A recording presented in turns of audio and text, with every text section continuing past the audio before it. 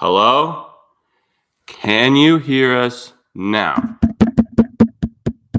Well, they could hear me if I'm talking. Yeah? Give us a thumbs up if you can hear us. Yes, yes. Yes? Yes. Oh. Yes. Yay. Oh, Sound. perfect. Craig doesn't get fired. Oh, wow. Okay. Okay, wait, hold on. I got to post the new link to Instagram because I shared the wrong link the first time. Wow. I swear. Dude, I'm going to replay the harmonica Let's because do it. I rocked it and Can they we didn't hear it. restart?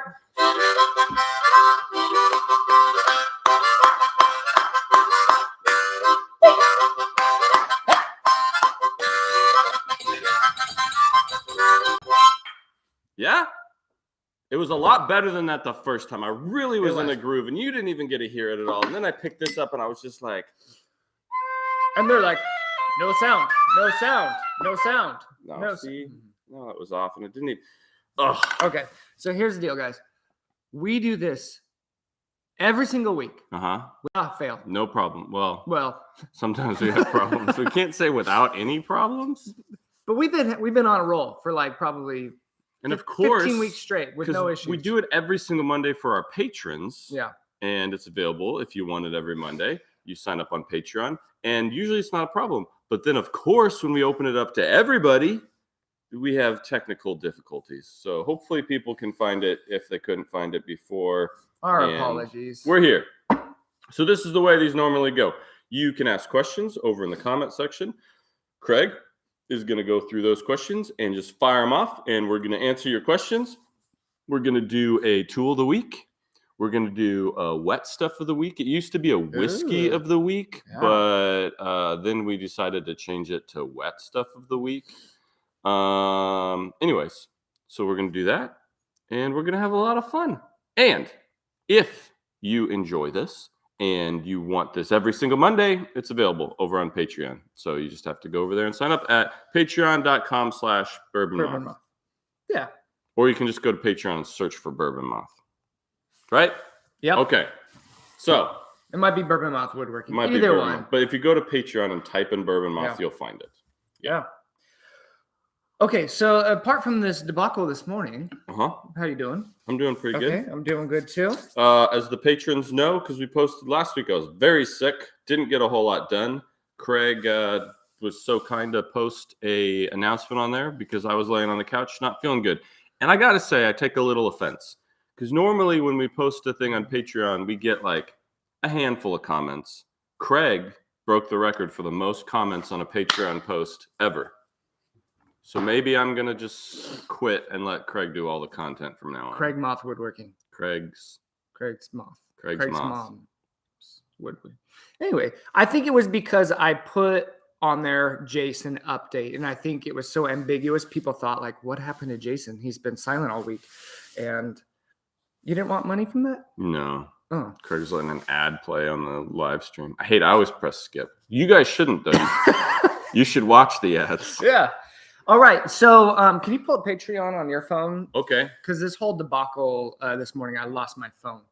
Oh. Okay, so can we explain why this happened? Normally we do this in the shop, and we have really good internet out there. But over the weekend, someone moved the internet extender into their house, and 3 minutes till he's like, "Hey, how's the internet connection?" And I was like, "Oh, it's way lower than normal." And then so we had to quickly grab everything, run it over from the shop to the office, and in the process, the microphone, something happened to it. And that's it was plugged in. It just wasn't, I think it wasn't quite plugged in. And then when we plugged it in all the way, since it had already started, it wouldn't find it. So there was an issue. But we're back. We're back, and we're better than ever. Better than ever, baby. Hit us with a question. Okay. What do we got? We're going to start off with our patrons because we have some amazing patrons that put out some amazing questions. Okay. All right. I'm working. This is from Eric Finks. Finks. Eric Finks. I'm working on some built-in shelves/cabinets in my old house, 1890s. Ooh, that is an old house. None of the walls are even close to square. Well, that actually happened still in 2023. It's true. So, we just had a brand new addition put on our house, and I built cabinets for up there, and none of those walls are square. How do you go about hiding square things, building square things to fit into not square spaces? Yes. The old. Well, there's a couple different ways you can tackle this. First of all, you could build them that they're not square. Okay, you could build them to truly match the area that they're going into the house. So let's say that you have some cabinets and your floor slopes drastically from the front to the back. Well, you could build them in a way that the front of your cabinet is, a little taller than the back of your cabinet, so it fits in there. That's one way of doing things. Another way is to, especially for cabinets, is to build your face frame in a way that allows you to scribe it to fit whatever area it's going into. So that's why when I build a lot of cabinets, you might see that I'll overhang. If the cabinet's got to go up against a wall, I'll overhang the face frame on one side, like a 1/2 inch or so. That's so that if I push the cabinet against the wall and the wall's not square, I can scribe the edge of that face frame and make sure that it meets that wall perfectly. It's also a lot easier to get just the face frame like flush to the wall than the entire cabinet box. I mean, that's pretty difficult. You're not going to be able to scribe the whole carcass of your cabinet. Another thing that I'll do sometimes is on the front of my face frame, I'll either cut it at a 45 so that it comes to a point, or I'll do a little rabbet. So it's just a thin 1/4 of an inch strip, because that's way easier still to scribe the edge of that thing, because you just got a thin piece of material you're trying to scribe rather than a full 3/4 of an inch thick. When it comes to unevenness on the floor, typically what I'll do is I'll just shim the cabinet to get it to be level, and then you can cover up those shims with a piece of like shoe molding or base trim, something like that. But sometimes you have to like split the difference. You're going to have a bigger gap on the left side or the right side or on the top or the bottom, and sometimes you just got to shim things and move things around. Levels, in my opinion, not as important, or squares not as important as it looking right. So walls and tiles and things being out of square can really throw off the look of it. So it's okay to make your cabinet not square if it looks square, if that makes sense. I mean, to a point. Obviously, you don't want a cabinet that looks square because it matches the walls, but it's so unlevel, you set something on it and it's going to slide off. You don't want to do that. But it's okay to fudge things a little bit here or there. You just got to kind of find that happy medium of, hopefully that helps. Have you ever found a sad medium? A sad medium? It's always the happy medium that you want to find. Yeah. No, I've never found a sad one. Okay. It's not a sad Spenceley Design Co.'s got a question here. Okay. Eric. Got a real doozy. Would you rather only be able to watch reruns of the Magic School Bus or Bill Nye the rest of your life? Magic School Bus. Bill Nye. Miss Frizzle's where Bill it's Nye at. is so Bill. Yeah, Bill. but he's not Bill magic. Nye, Everything's science. So it's like logical and is within reason. A Magic School Bus, you can shrink down really small and explore someone's navel cavity. Are we in the treehouse? No, we're not in the treehouse. We're in the new office building that we built for our Magnolia pilot TV show, which, by the way, if you haven't seen my post on Instagram, is now available to stream on Discovery Plus. So if you have Discovery Plus or the Magnolia app, you go on there, you type in Jason Hibbs, it'll pull it up, or you type in the show title, which is Hibbs Shows You How, and it's available. You can stream it, check it out. Yeah. Let us know what you think. Okay. Brendan Edwards has a question. He says, what would you say is the best thing for someone who only has hand tools to do to progress? Buy some power tools. Some power tools. Yes. Yeah. That's what I'm going to say too. Okay. Great question though. No, I would say if you only have hand tools, just be realistic with what you can build. I mean, let's be honest. There's people building giant pieces of furniture with just hand tools. I personally think that sounds terrible. Not like a ton of fun. But you can build a lot of really cool, smaller stuff with hand tools fairly easily. Boxes, picture frames. I don't know. Yep. But I'm not going to want to hand plane a bunch of boards for a giant dining room table. So I'd start small and buy some power tools. Yeah, there you go.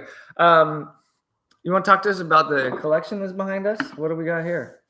Someone wants to know if they're gonna share. If you're gonna share. If we're gonna share here, I'll adjust the camera so you can see me. There we go. This is part of my whiskey collection. Just what I have in the office. I kind of have whiskey strewn all over my property.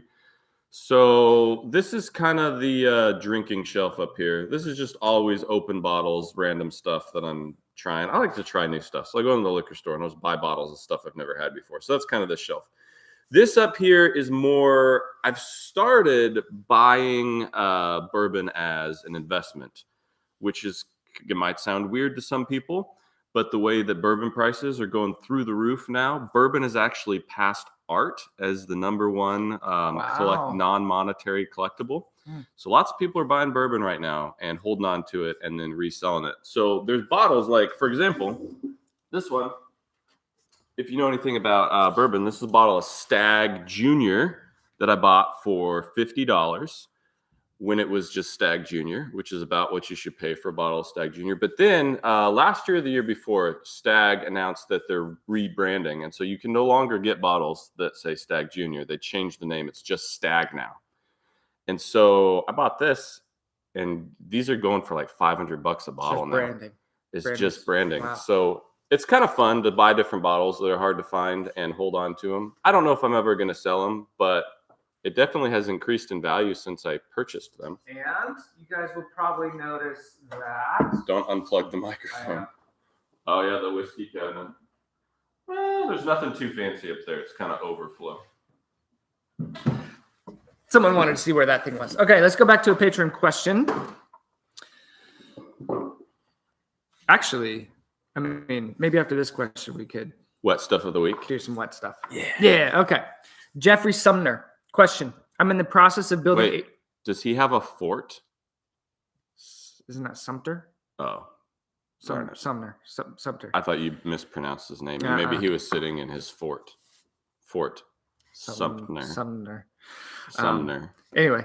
Dad joke. Yep. He's building a 16-drawer shop cabinet. I've always had trouble with figuring out the spacing for my drawer slides when the drawers are not the same depth.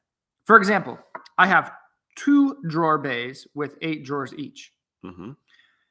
6 3-inch deep drawers and 1 5-inch drawer and 1 10-inch drawer, respectively. So all over the chart. It is for the shop and face frameless. So I'm using side mount slides. Is making 3 different size spacers the best way of lining these up? Yeah, I'm a big proponent of spacers, setup blocks, just scrap pieces of wood, anything like that. It gets a little trickier when you're not doing it with a face frame. But yeah, I would just cut some scrap pieces of ply and kind of keep playing around with it until you get it to look the way that you want it to look. Obviously, you want the overhang on your drawer face to be fairly even on the top and the bottom. You don't want like a really small drawer box and then to have like this much overhang, a drawer face above it, because it just looks awkward when you open the drawer. But yeah, I would just play around with some scrap pieces and kind of space them out. A good way to do it, a lot of people ask if you have a bank of drawers in a cabinet with a face frame, how do you figure out like dividing out what size drawers you want in there? And the way that I typically do that is I have my face frame pieces and I don't put in my cross pieces that divide the drawers. I don't secure them yet. And I'll figure out how many drawers I want. I'll cut how many spacer pieces I need in between, and I'll slide them all the way down to the bottom of the face frame. So they're kind of stacked up. And then I measure the distance from the top of that divider piece to the top of my face frame. And then all you have to do is divide that by the number of drawers you have, and that'll give you the exact size of your drawer faces. And then you can play around if you want one smaller or bigger, but that's an easy way to do it for face frames. Okay. What is the best and worst part about being a content creator? I think that's a great question. Well, the best part is being able to build whatever the flip you want, which is really nice. When I did client work, it was a lot of fun. I enjoyed it. It kind of killed my soul a little bit in the way that sometimes you just have to build stuff you're not really that interested in because the client's making all the decisions. So being a content creator is great because if I have an idea, I can do it, which is really, really fun. The worst part, in my opinion, is I'm a very ADD person and my brain's going all over the place all the time. And when I was doing client work, I had kind of like a set deadline almost, where I had to keep getting stuff done because people were waiting and depending on it. Where now I can make my own schedule, which means it's a lot easier to procrastinate. And then I have to come in and say, hey, we got to do this. Do you want to do this? Yeah, Craig's really good at keeping me on task, which is good. Okay, so speaking of client work, what was your very first piece that you actually got paid to make? My very first piece that I ever got paid to make. Well, when I decided that I wanted to make the transition from building stuff for myself to actually trying to sell pieces, I was very unconfident in my skills. I didn't think I was good enough yet, which I wasn't. Between you and me, I was building some pretty questionable pieces of furniture for my own house. And so I wanted to get clients. I didn't know how to get my name out there, but I wanted to test the waters and keep the expectations pretty low. So I did this contest and I ran it through Instagram where people could enter for a chance to win. I picked 5 winners and they entered for a chance to win for me to build them a piece of furniture, and all they had to do was pay for materials.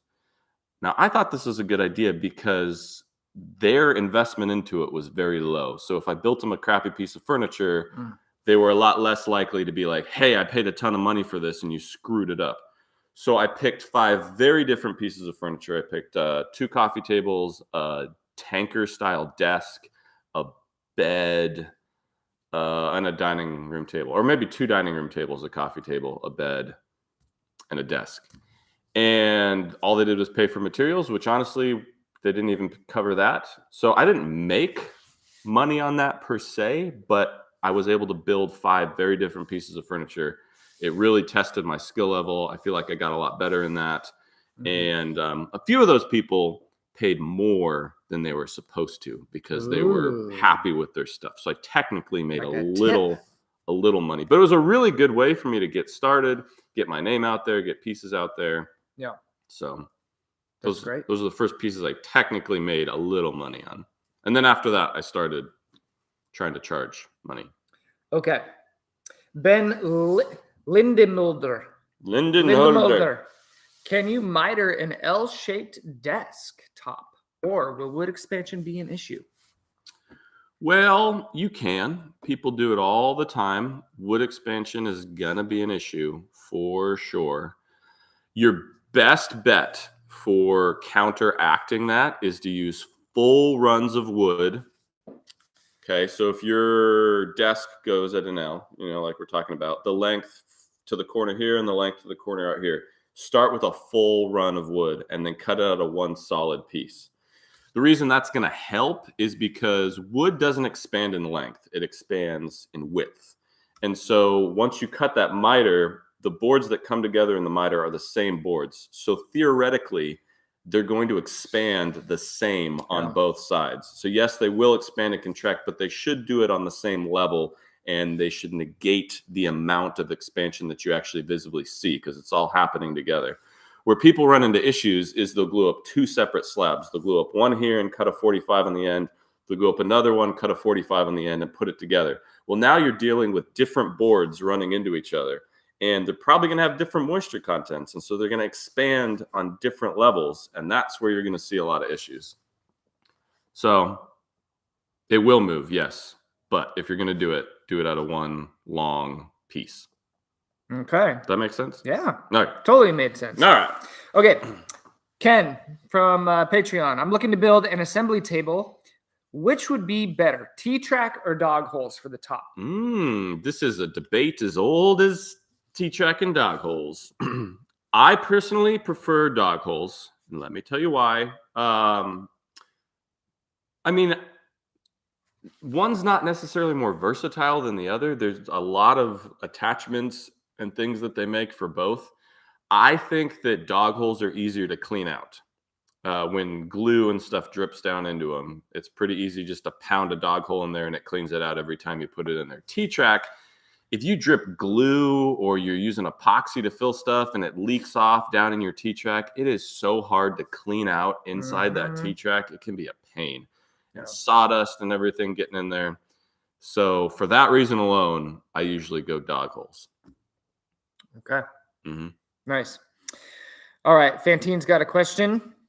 Our boy Fantine. Where's our cachaça? We got some up on the we shelf do. that he gave No, us. that's rude. Fantine, we love you. Yeah. So he's has somebody waiting to have him build some stuff for their home. And he really wants to recreate that grayish, like reclaimed oak that Restoration Hardware sells. You know what I'm talking about? Mm-hmm. Mm-hmm. If you guys have seen Restoration Hardware, there's a specific look to a lot of their furniture. Yep. What is the best possible way to recreate that reclaimed oak? Because Restoration Hardware is probably just a veneer. It is. It's all veneered stuff. And they say they use real reclaimed wood at Restoration Hardware. I don't know if that's true. So here's what they do. I guarantee for sure, because I've been in there. They reclaim it. We actually just the couch that we loaded through the window was from Restoration Hardware. So we were up there and I was looking at a lot of their furniture. Number one, the thing that Restoration Hardware does is they texture their wood. So if you notice, their wood has quite a lot of texture to it. And the way they do that is they take oak and they wire brush it. So you take like an actual wire brush, like a grill brush, and you brush the entire top. And what that does is the wire brush pulls all the soft wood out of the grain, and it makes the grain really, really pronounced in the wood. So when you run your hand across it, you can feel the grain. So they wire brush the entire thing to pull that soft grain out. So it's got that old texture to it. And then the way they color it, I don't know if they have like their own stain that they use or if they're really doing a process that's called fuming wood. It's most commonly done in oak, and it's basically a chemical that you add to the wood and it pulls out all the natural tannins in the wood. So any wood like oak or sapele or teak or cedar, anything with a lot of tannins, if you leave it outside, over time it's naturally just going to turn gray. And those are the tannins reacting with the UV and sun exposure, and it just grays out. But there's a chemical process that you can do to speed that up. The most common one is a mixture of steel wool and vinegar. You put some steel wool and vinegar, you let it sit for a day or so, and you rub that on the wood, and that's going to accelerate that tannin reaction. It's going to make it turn gray. You got to be careful with some woods, oak being one of them, where instead of turning gray, it can turn a little purpley, and you're going to kind of have this weird purple color. So experiment around on a few pieces before you do it. If you don't want to try and make your own mixture, Rubio Monocoat makes a product. I think it's called fuming or smoke or something. Anyways, get on the Rubio website. It's a clear liquid. You spray it on there and it does that. It reacts with the tannins. It'll immediately turn it gray. It looks crazy. It looks pretty cool, actually. So Rubio does sell a product like that. Okay. Woodworks Designs by Z. Designs by Z? Yeah. Well, no, Wow. it's Woodwork Designs by Z. All right. He should have a business partner with the first name A, and then they could say, we build everything from A to Z. Nice. I got jokes. Okay. I keep saying this, but one more question that we got to... Oh, we got to do wet we stuff. We have to do that. Okay. Woodworks Design by Z is a teen woodworker. Awesome. Way to start early. Nice. Have a Festool sander and dust extractor. What would you recommend for my next purchase? In parentheses, thank you for my birthday cameo where you offered me Craig's job. Still available? Yep, still available. As you can see, one of the requirements is setting up microphones correctly. Just kidding. What's for your next purchase, man? That's a hard one because I don't know what kind of stuff you're building. So it's hard to kind of point you in a direction without knowing that. I would say it sounds like you got a good sander and a good dust extractor. That's great. Think of like the main staples in the shop, like the heartbeat of a shop is the table saw, right? So if you don't have a great table saw or a table saw at all, that'd be a good way to go because you can build anything on a table saw. A good miter saw would be a good purchase. Anything. I mean, if you're building furniture, domino joiners, sure, speed things up a lot. Just all depends on how much money you want to spend and what kind of stuff you're building. Okay. Right? Yep. Great. Okay. It's time for wet stuff of the week. We don't really have that exciting of a wet stuff of the week this week. We're going to just do a classic because, you know, it's Monday morning. We're going to do a little... We can't get too fancy on a Monday morning. Old Forester. This is the original batch. I was going to do the Prohibition edition, but that that's 115 proof, and it's not even 10 o'clock in the morning. So I decided to go for the original batch, which is only 90 proof. If you haven't had Old Forester, man, it's just a classic, good tasting. I've never had Old Forester. Oh, well, it's good. It's good stuff. It's pretty easy to come by in today's market. Some whiskeys are really hard to find. Old Forester has stayed on the shelf pretty good. And for those of you that are doing the math on the time, yeah, it's 9:38 a.m. here. But our friend Sam Smith, who's watching in England right now, That's right. it's 5:38. So it's 5 o'clock somewhere. It's 5 o'clock in To East our Sussex. friend Sam. If you are looking to try this bottle, that's what it looks like right there. Old Forester, original batch. Like I said, it's 90 proof, 45% alcohol, so it's not super bitey. It's just an easy smooth drinker. Smooth drinker. I want to say $35 a bottle, $40 a bottle, somewhere in there. Mm-hmm. Should not spend more than $50 on that bottle. It's good though. Okay, cheers. Cheers. Yeah, there we go. Wet stuff of the week. Oh, I like that. I know, it's good. It's classic. Yeah, it's classic. No, get that out. What do you... Craig always steals the bourbons. Did you know it's President's Day today? Well, in the words of our president, Go get him, Old Forester. what is... Oh, Biden. I feel like But Well- Biden, he says the what's his thing? He's like, flat out like a lizard drinking. yeah. No? That's an Australian person. yeah. I feel like presidents used to have like... Every president had a quote that was associated with them. Mhm. You know? Mm-hmm. Like, Yeah. walk softly and carry a big stick. Or, Yeah. ask not what you can do Drink- for yourself, but what your drink- country can do for you, or some yeah. whatever. So funny. What was that piece of wood that you had in the shop? That was it the Washington ship? Oh, it was from the USS Constitution. Okay, so this just reminded me today. Jason had this piece of wood in the shop that he would show off to people that came to the shop. He's like, hey, this is a piece of the USS Constitution, really historic piece of wood. Well, he hired me, and apparently that wood got dropped on the floor at some point. Me being such a shop cleaner, I would always sweep the floor. And like 3 months go by, and he's like, hey, have you seen that piece of wood that was on the window? And I was like, Do you mean the one I cleaned up and threw away? The one Yeah. that George Washington stood on himself and So, now is I probably thought I would burned? just replace that this morning. With what? A dumb piece of scrap wood? No, What president stood on that wood? you don't know. Nobody. No president. Okay. But to be fair, the piece of wood that he was talking about, one of my followers sent to me back when I was building the drift boat, because I was in the middle of building the drift boat. His grandfather works at the USS Constitution Museum. This might be illegal, so don't get anybody in trouble here if you're listening to this story. His grandfather works at the USS Constitution Museum, and they had to replace some decking of the original decking of the ship. And he had a little piece of the original clear vertical grain fir decking. And he said, do you want me to send it to you? You can incorporate it in your boat build. So he sent it to me. I did. In the front knee board on my drift boat is inlaid a piece of the original USS Constitution. Wow. So the piece that Craig accidentally threw away was the last remaining offcut from that piece. Oh, so I have Okay. the majority of the piece. I don't It's feel nearly as bad. now. forever a part of my drift boat. I'll just try not to throw away your boat.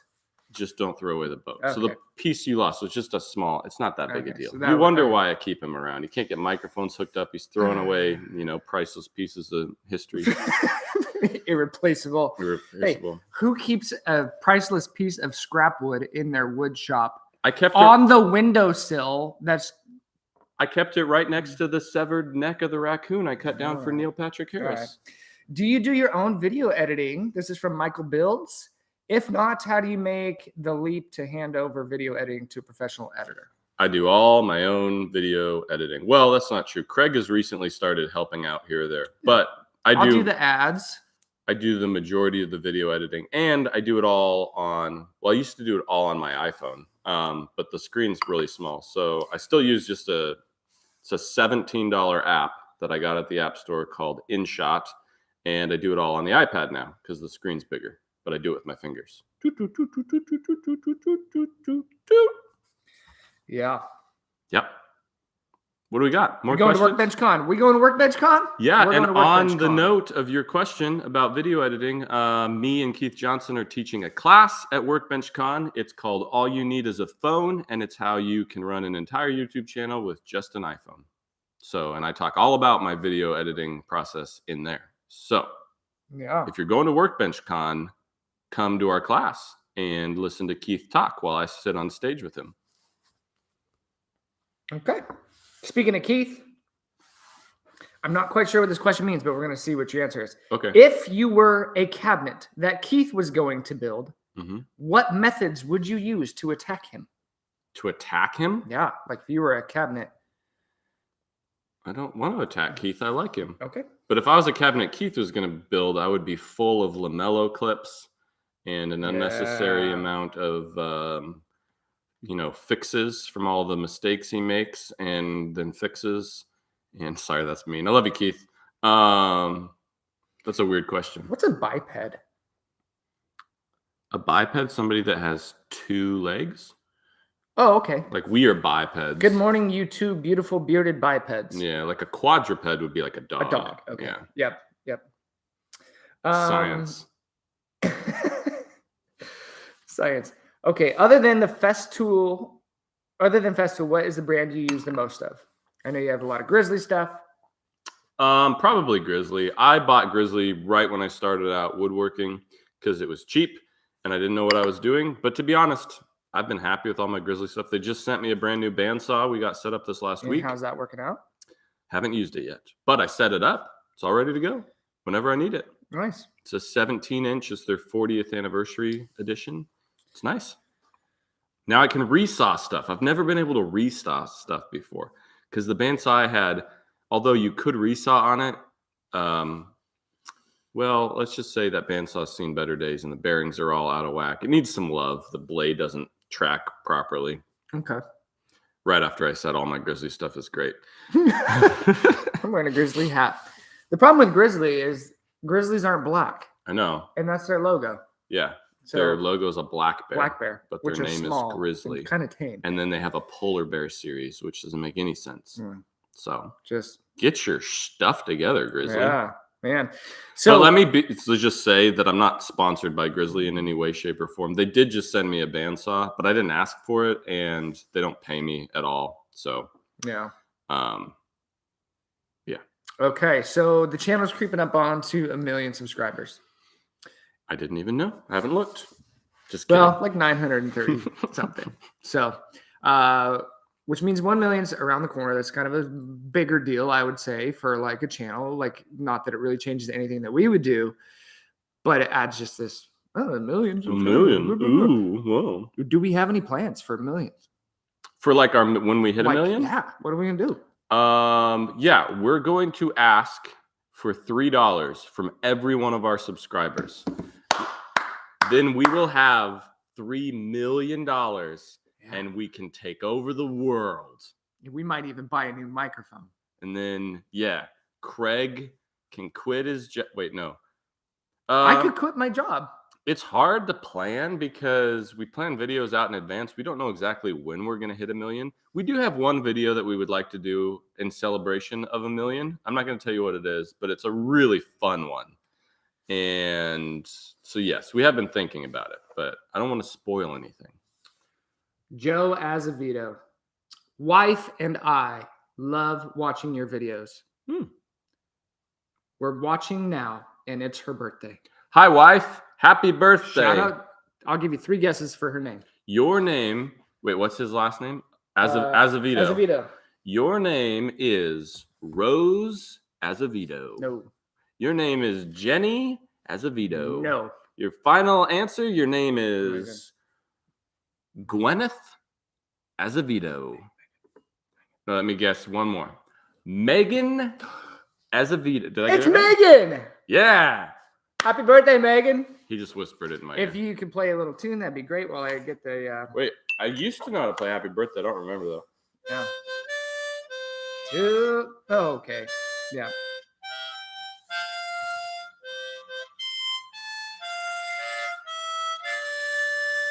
Well, this is a question I don't even know the answer to. Okay. You might. I probably don't. As a machinist, beginning to delve into the wood world, this is from AJ. Uh-huh. I've always been curious to why measuring tools are made of aluminum.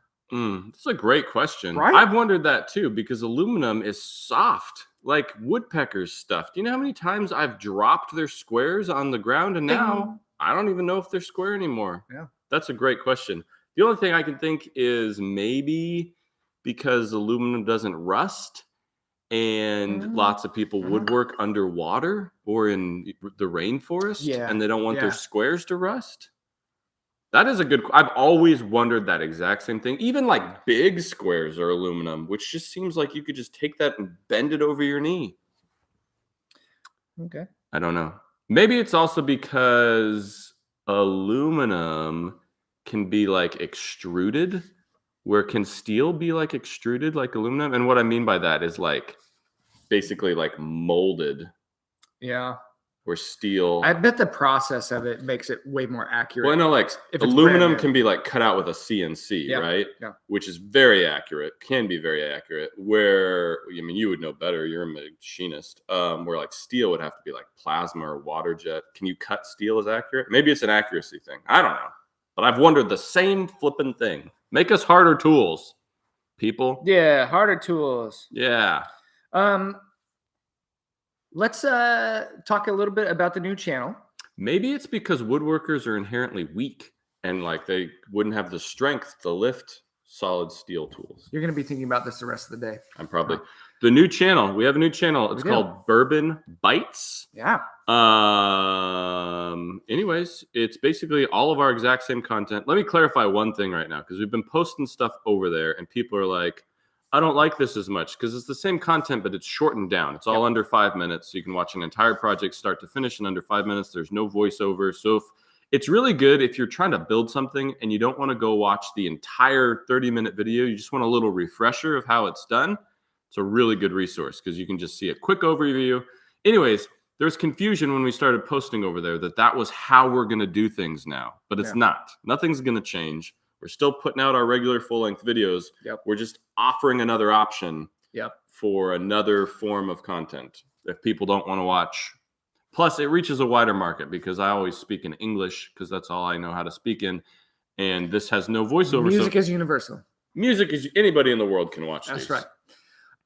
So go subscribe, though. We're trying to grow that channel. It's Bourbon Bites. Go over there, click the subscribe button. And it's just like, if you see it, it's just we're starting at all of our old material and just going to work our way through. So, but on that topic, too, same deal with the TV show. We don't know what's going to happen with this TV show. Yeah, but because we're doing the TV show does not mean we're stopping YouTube. YouTube is by far our priority. And I will not continue the TV show if it in any way, shape, or form interferes with YouTube, because that's my loyalty. I want to make sure you guys are getting free content. So, yeah, we're not going to do the TV show if they're like, you can't do YouTube. I'd be like, well, screw you, Magnolia. We're doing YouTube. So. That's the most passionate I've ever heard you like say something ever. Really? Yeah. Well, that's how I feel. Yeah, I know. Okay. Let me see. Patron question time from Benjamin Thomas. What is your golf handicaps? You would know better what my handicap would Single probably digits? be. Well, you probably average what, low 80s? Yeah, I mean, like I range anywhere from like 76 on a really good day to like 82, 84. Yeah, I would say you're probably right around a 10. Yeah. I had a dream last night. No one wants to know what I am. Sorry, I didn't mean to cut you off, but it was on this topic, so it was very fitting. I'm a 2.4. 2.4, that's pretty good. Craig, I gotta say, is no fun to play golf with. I'm a lefty too. He's no fun because I could play every week and be like, meh, okay, couple over par. Craig cannot play for a year and go shoot par. I actually play better when I don't play for a long time. That's true. Yeah. But he's got an Achilles heel. All I have to do is get him drinking. And his game goes, tanking.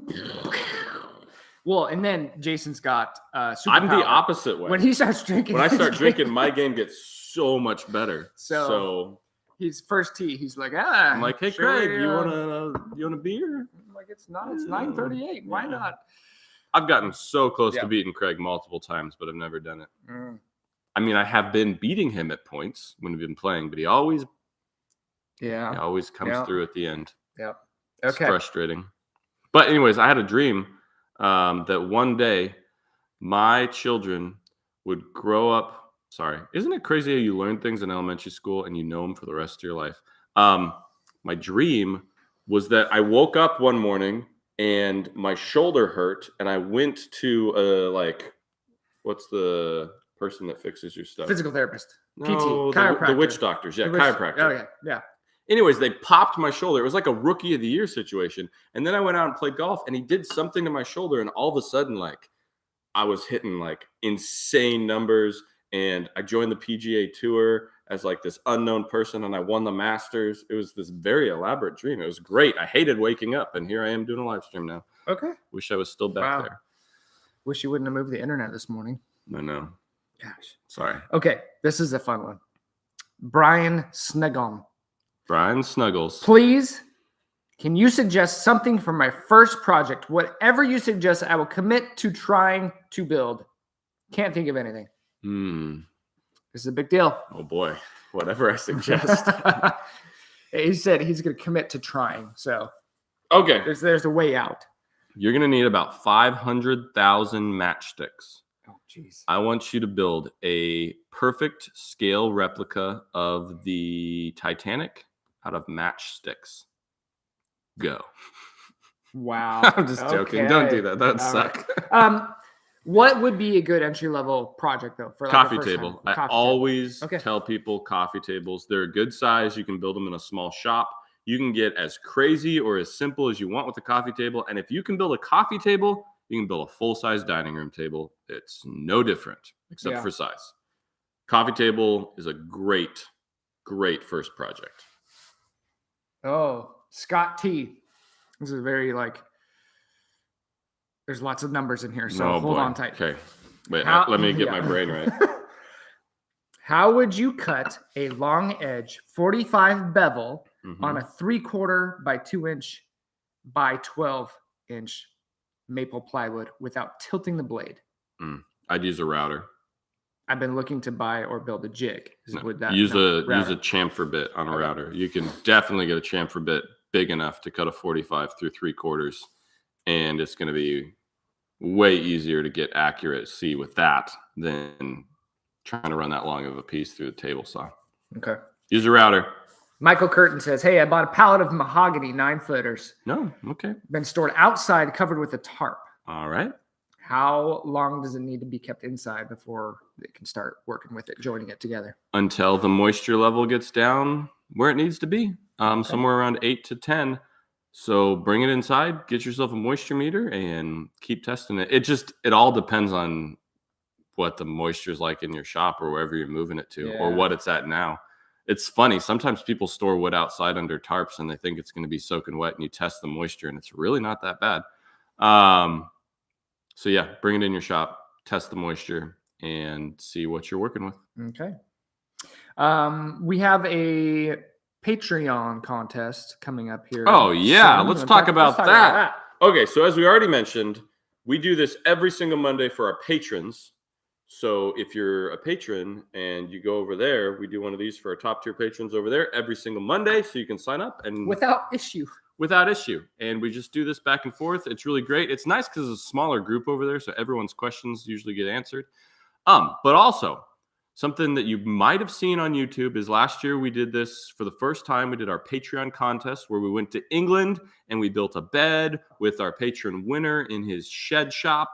And that was a ton of fun. Hopefully you watched that video. But we're going to start doing those twice a year. So right now over on Patreon, we're running the entry for our first one of the year. So if you're not signed up, go over to Patreon, sign up. You have to be a top tier to enter the contest, but you're entered in for a chance to win.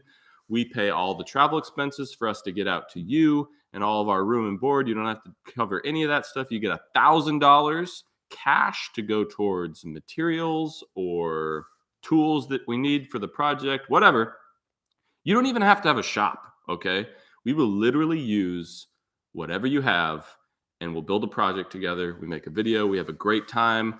Ask Sam. Yeah. I don't know how you would ask him, but it was such a fun time. I haven't seen him hung on out here for this the morning. week. We went out to eat every night. We had beers. It was great. We built a bed together, became fast friends. So But when you build a bed with another man, you know. you lie in it. You ain't lying. Yeah. Okay. You can't sleep on me. Wow. Wow. Should we just cover that one up? Maybe. Okay. All right. Put it to rest. Yep. Okay.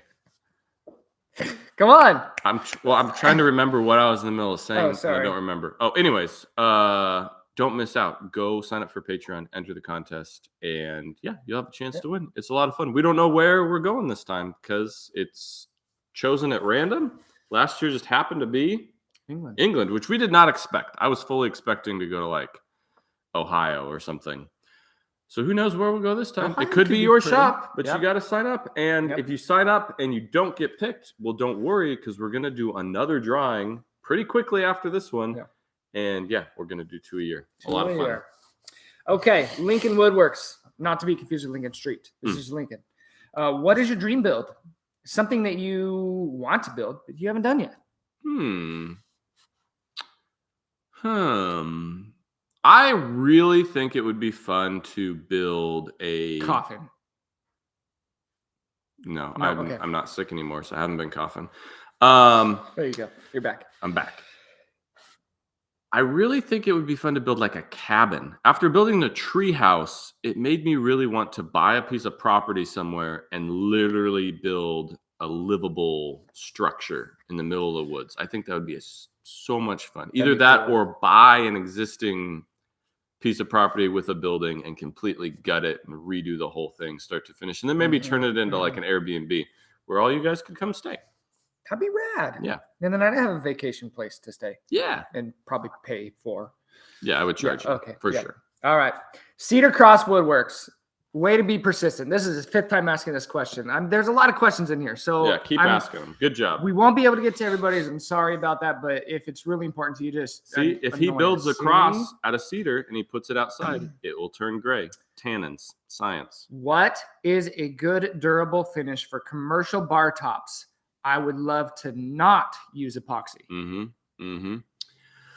Well, this is a long debated question. Man, you go into some bars and it's obvious that they used lacquer on them. And those are the bars I'm talking about where you're sitting at the bar and you can kind of feel over time, it starts to get sticky, you know? Yeah. And totally. you run your fingernail across the bar and you can like kind of peel up the finish and it doesn't feel good.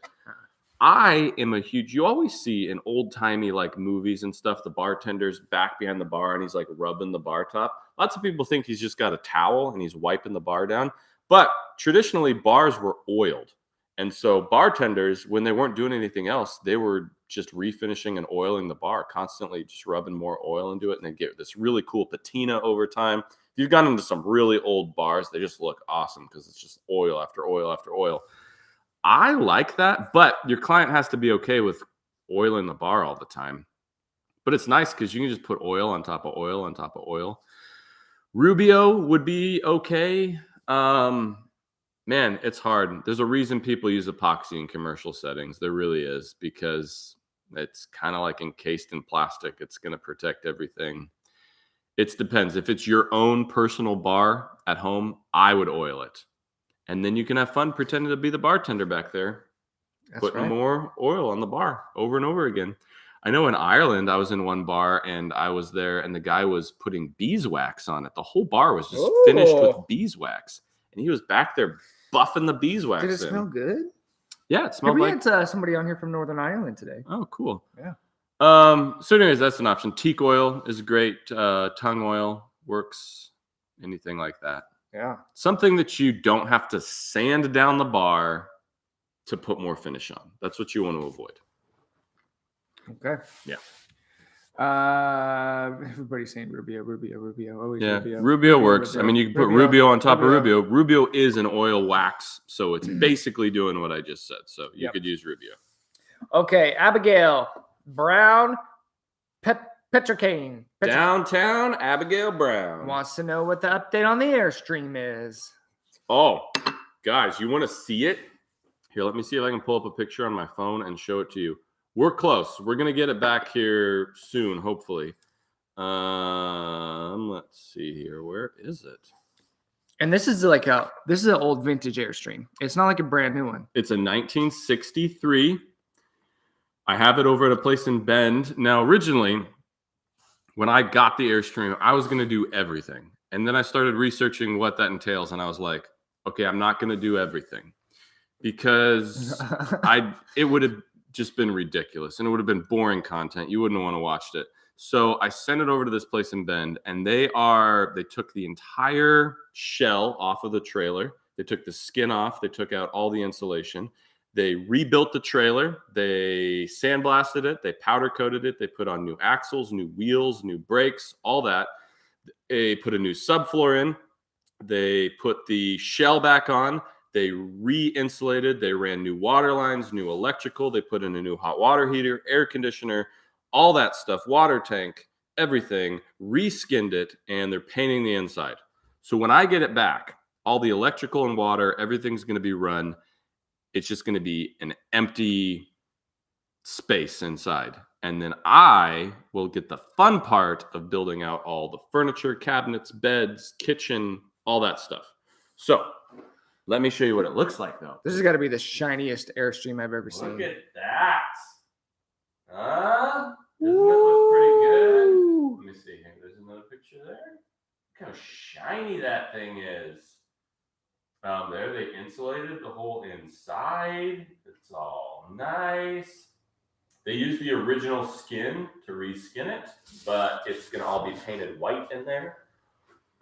So it's going to be nice. Just going to be a clean slate. So that will be coming, that content, which I'm really excited about because what is that thing? I think that might be one of our things. Hey, a Corona for you guys. Best wishes from Mexico. Yay, that's one of the supers. Oh, people can do this weird thing where they like pay. I'm not asking you to do this, but it's like you can.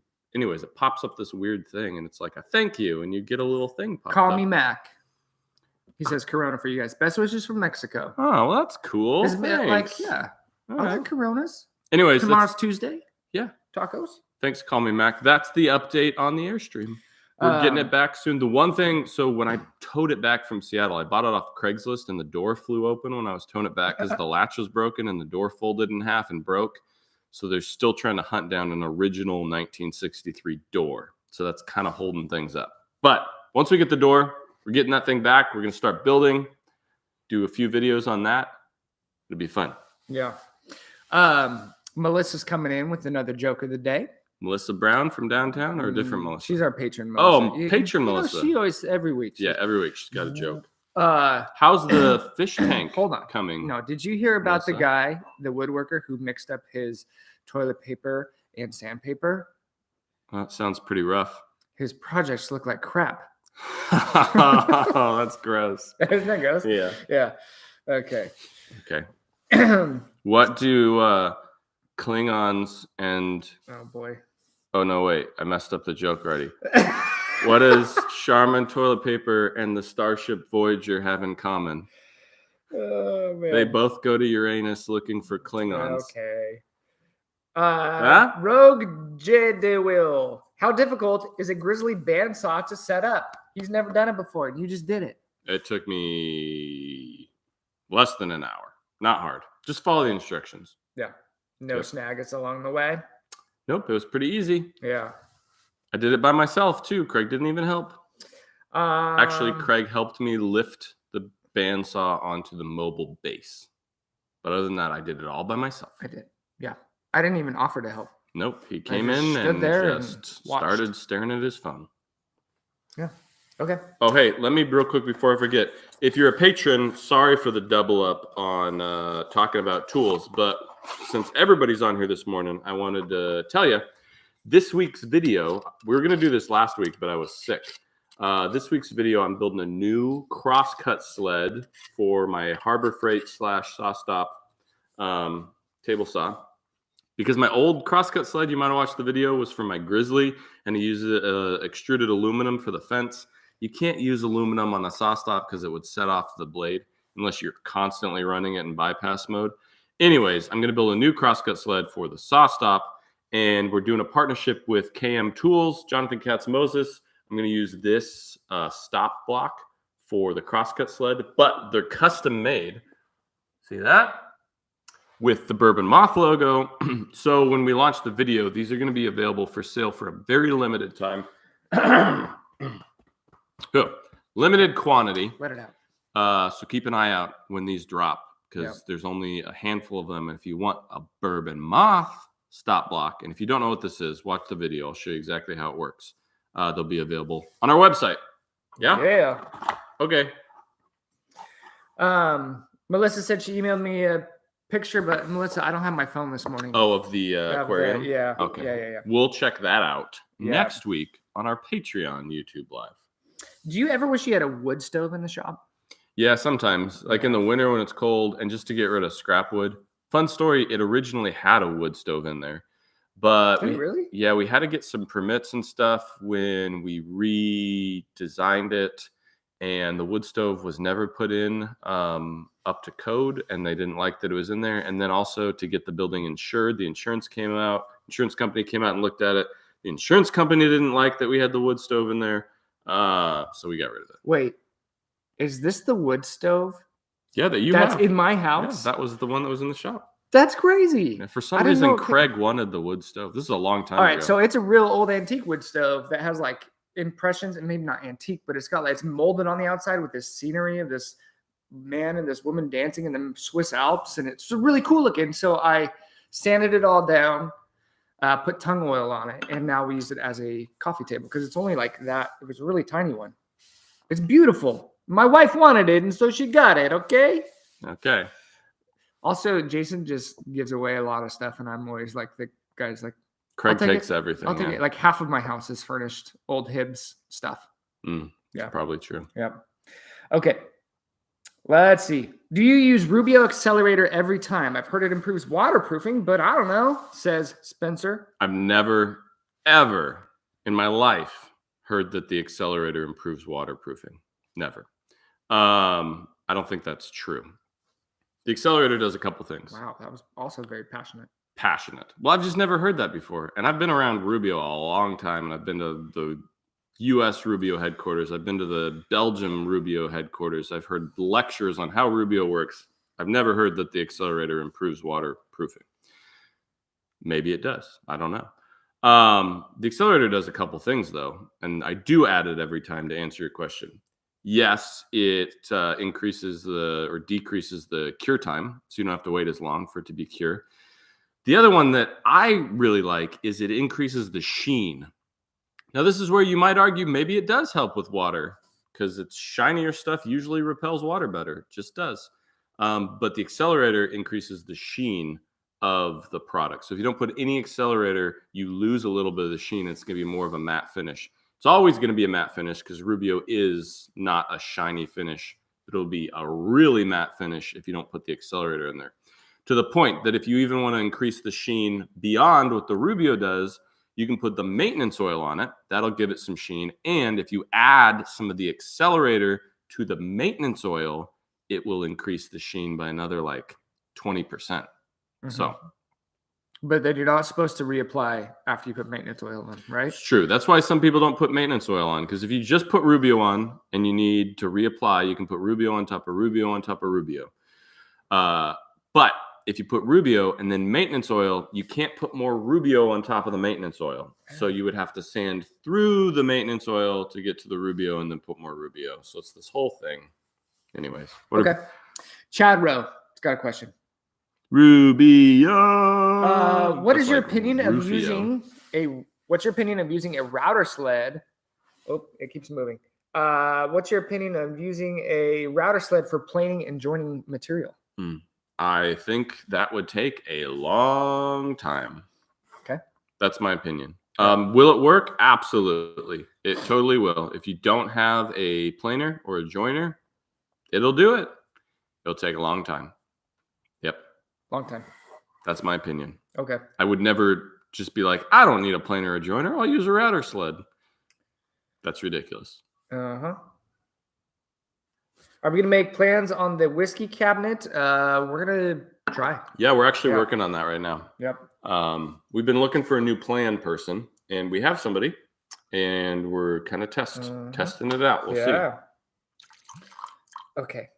Oh, I don't think I got a great taste the first time, so I just was. Is now a good time to disclose that February was supposed to be dry? No, we were going to go dry in February, but February is also the month that has the Super Bowl, so it became quickly impossible. And I went on vacation. And you went to February. Disney, and you got the free stuff. And So it was hard. Okay, we're going to tackle a few more, and then we got a busy week, so we're going to go build a crosscut sled and show you guys how to do it. And I'm going to tell you right now, pardon my language, but this is going to be a fancy-ass crosscut sled. Not so much in functionality. It's going to be a pretty simple design, and it's a crosscut sled. But it's going to look like $1 million, and I'm excited to show you. How can I cut 55-degree on plywood with my fest tool that only makes 45-degree cuts? Wait, say it again. How do you make a 55-degree cut on plywood with a tool, fest tool specifically, that only makes a 45-degree cut? I don't know what fest tool it would be, but if... It's a great question there. It's good... Can you add like a 10-degree shim underneath of something? Yeah, but then it's not going to be exactly accurate. Yeah.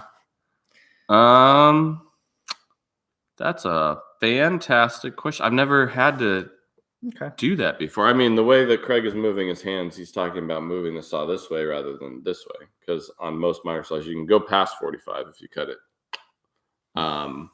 that way. Was I moving my hand? Weren't you? I don't know. Maybe in my head, I just was thinking about it. To see instant replay on that one. I don't know. Okay. I'm trying to think if you could cut the opposite of it. You get what I'm saying? Like if you cut a 15-degree on the opposite side, would that leave? Or a 10-degree? I don't know. Is there a way that you could remove? Somebody else chime in here. I think there are. I think people are. There's got to be a way to do it. I've just never had to do it. Turn it upside down and use a 35-degree. Boom. See, that's what I was trying to do in my head. Yeah, Husky Mom. Opposite of Come on, the Husky thing. Mom. See, I was getting there. It was just taking a while. Okay. Yeah. Because one thing is, I don't learn how to do stuff until I do it for the first time. Yeah. So if I've never done something, I got to think about it for a second. There you go. Yeah, do what she said. Cut the opposite, what's remaining of the cut, basically. Yes. So. Okay. AB Genius, thanks for keeping on with this question. Would you ever do a video on making a cabinet for infusing smoke into an old-fashioned? No, probably not. Here's a little trick, okay? This is going to blow your mind. This thing too. No, not even that. Right. This is going to blow your mind. If you want smoke in an old-fashioned, don't use bourbon. Use scotch. You're welcome. Have a nice day. Right? Wow. I hate smoked drinks. They're stupid. It's show. It's all just like, ooh, smoke. They don't even taste very good. If you want a smoky drink, just make it with scotch. It's deliciously smoky because it was distilled that way, and it's good. Yeah. Quit lighting your drinks on fire. Stop burning out the alcohol. Yeah. Hey, Mary, this is a very good question. Thank you for asking this one. There is an imposter on YouTube who will pose as Bourbon Moth Woodworking and wanting you to message on a app called Telegram. Yeah. That will never be us. That will never be Jason, never be myself. So if you see something on YouTube that does not say Bourbon Moth with a little check mark next to it. Yeah, we're verified. If it doesn't have the check mark, it's not us. It's not us. YouTube has kind of a system-wide problem that they're trying to figure out is spam accounts. And also, report them when you see them Yep. as spam. It would really Yep. help us out. But For sure. there's nothing we can do other than report them when we see them on there. But basically what they do is they create a separate account. They change their avatar, their little image to whatever our image is. So it looks at first glance like it might be us. And it's a scam. They're trying to get you to go off YouTube to some other app and say you won something. It's a scam. Don't do it. It's not us. Not us. Yeah. So spread the word. Let's say how many more questions? 3, 2? Sure. Let's do 3 or 2. 2 or 3. 2 or we're 3 or 2. 3 or 2. I just want to make sure that our patrons have all their questions answered.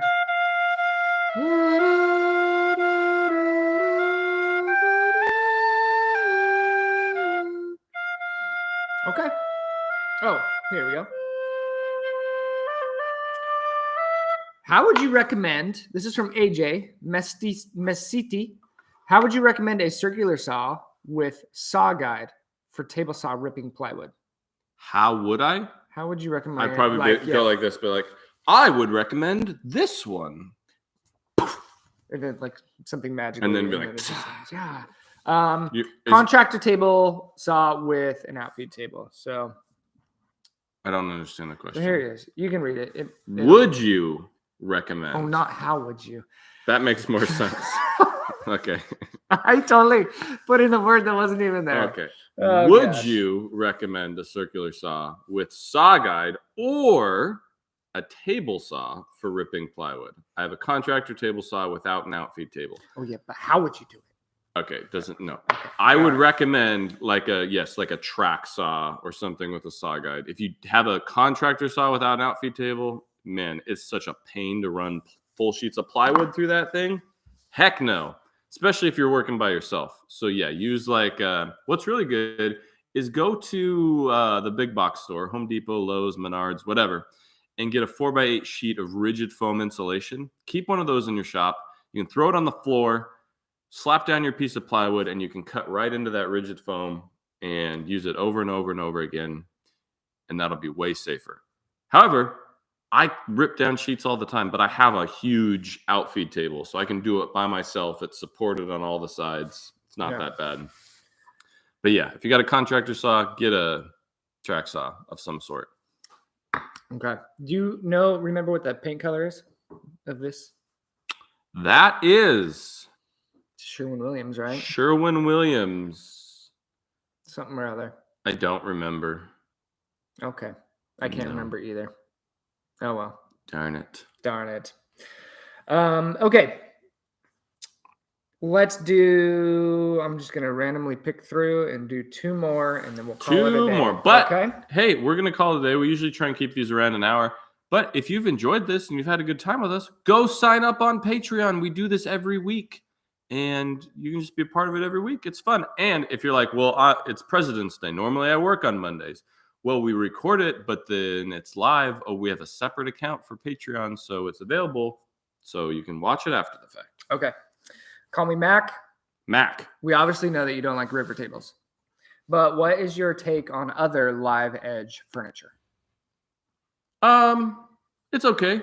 I've seen ones that I like, and I've seen ones that I don't like. Okay. I don't have anything against live edge stuff. It's more just when you take cool looking wood and encase it in epoxy. I think that's dumb, especially bright colored epoxy. It looks like you took a bowling ball and melted it and let it drip all over a table. Which is pretty much just what as happens. dumb right? as smoked cocktail. Sorry. Yeah. What's the best height for a table saw? Wrist height or belt height?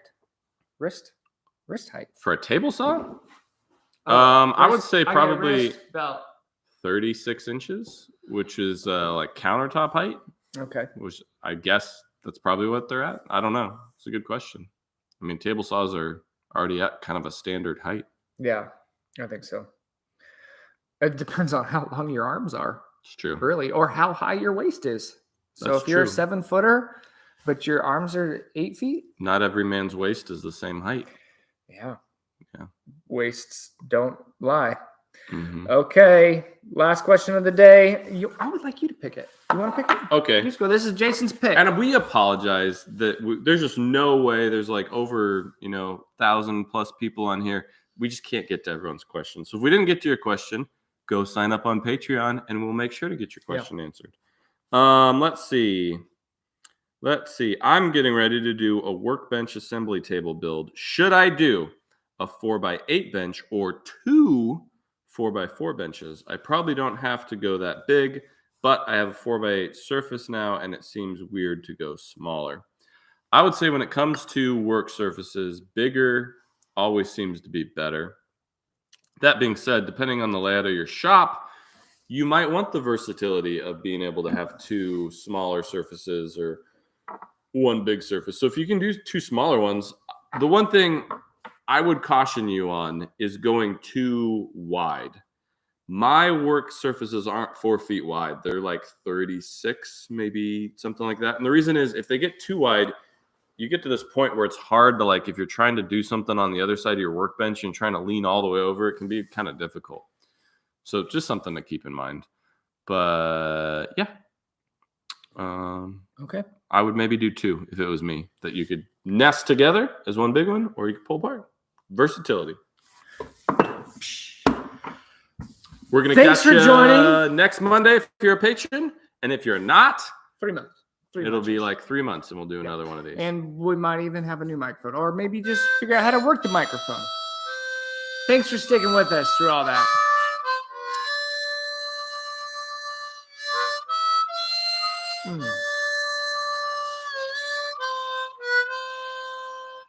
Are you gonna? No, I was in it. I was in it. Okay. Bye, everybody.